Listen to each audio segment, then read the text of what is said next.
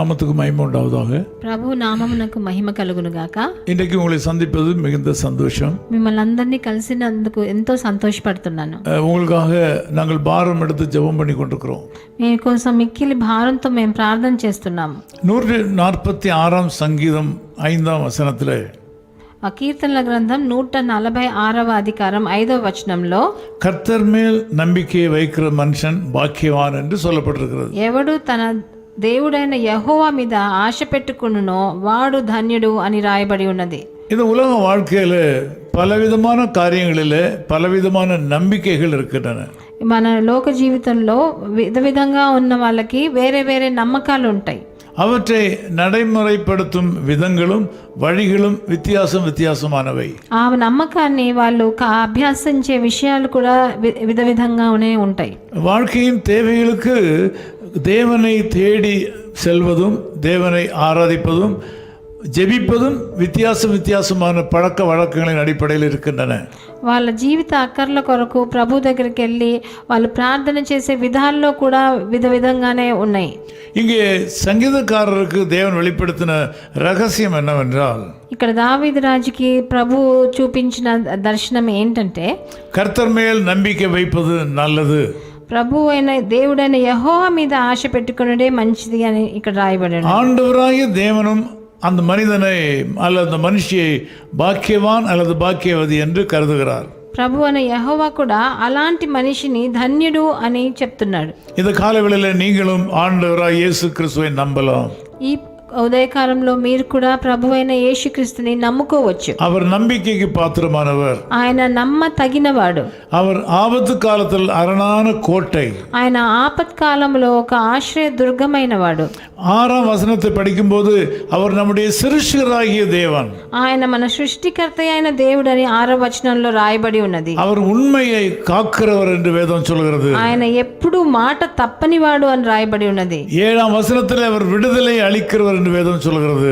ఆయన న్యాయం తీర్చేవాడు అని 7వ వచనంలో రాయబడి ఉన్నది. 8ஆம் వசனத்தை நீங்கள் படிக்கும்போது அவர் நீதிமானை சிநேகிக்கிறார் என்று வேதம் சொல்கிறது. ఆయన 8వ వచనంలో యెహోవా నీతిమంతులను ప్రేమించువాడు అని రాయబడి ఉన్నది. 9ஆம் వசனத்தை நீங்கள் படிக்கும்போது பரதேசிகளை காப்பாற்றுகிறார் என்று வேதம் சொல்கிறது.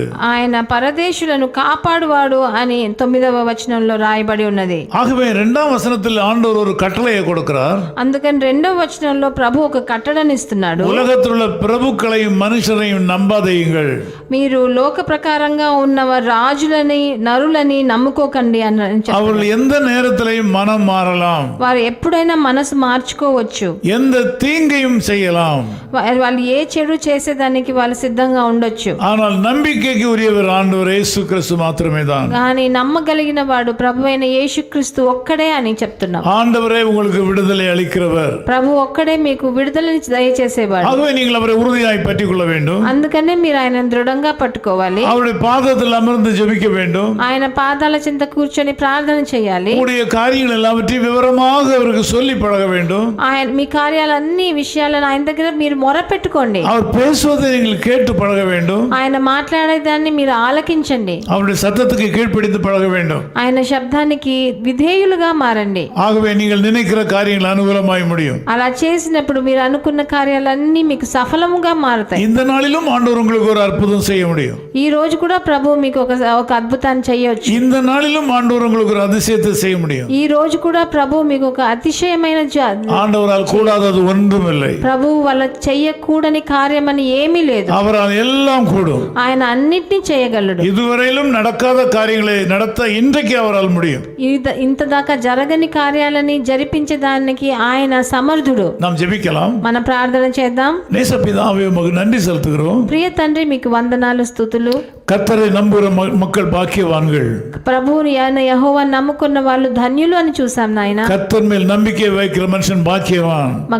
ప్రభు మీద నమ్మకం పెట్టుకున్న వాడు ధన్యుడు అని రాయబడి ఉన్నది. கர்த்தரை நம்புறவன் கர்த்தரையே நம்புகிறபடினாலே ప్రభువు నమ్ముకున్నవాడు ప్రభువునే నమ్ముకొని ఉన్నాడు కాబట్టి அவனை பூரண சமாதானத்துடன் காத்துக்கொள்வீர். ఆయనకి సంపూర్ణ సమాధానాన్ని నెమ్మదిని మీరు ఇస్తారు. இது வேதத்தில் எழுதி வைக்கப்பட்டுள்ள சத்தியம். ఇది పరిశుద్ధ గ్రంథంలో రాసి పెట్టిన పెద్ద సత్యం. இந்த ஜெப வேளையில் உம்மை நம்புகிற மக்களை நீர் பாக்கியவான்கள் என்று கருதுகிறதற்காக ஸ்தோத்திரம். ఈ ప్రార్థనా సమయంలో మిమ్మల్ని నమ్ముకున్న వాళ్ళని ధన్యులుగా మీరు ఎంచుకున్న ఉన్నందుకు మీకు స్తుతులు. இந்த மக்களுடைய தேவைகள் எல்லாம் சந்தியும். వీళ్ళ అక్కర్లన్నీ మీరు తీర్చండి తండ్రి. நலமான வாழ்க்கையை கொடுத்தள்ளும். వాళ్ళకు ఒక మంచి జీవితాన్ని ప్రసాదించండి. பாக்கியமான வாழ்க்கையை கொடுத்தள்ளும். వాళ్ళకు ఒక సమృద్ధి కలిగిన జీవితాన్ని ప్రసాదించండి. நன்மையான காரியங்கள் இன்றைக்கு நடக்கட்டும். వాళ్ళకి అన్ని సుభిక్షంగా జరగని తండ్రి. இயேசு கிறிஸ்துவின் நாமத்தில் ஜெபிக்கிறோம் பிதாவே. ప్రభువైన యేసుక్రీస్తు నామమునందున వేడుకుంటున్నాం. ஆமென் ஆமென். நேசரேவும் திரு பாதம் அமர்ந்தேன் நிம்மதி நிம்மதியே. நேசரேவும் திரு பாதம் அமர்ந்தேன் நிம்மதி நிம்மதியே.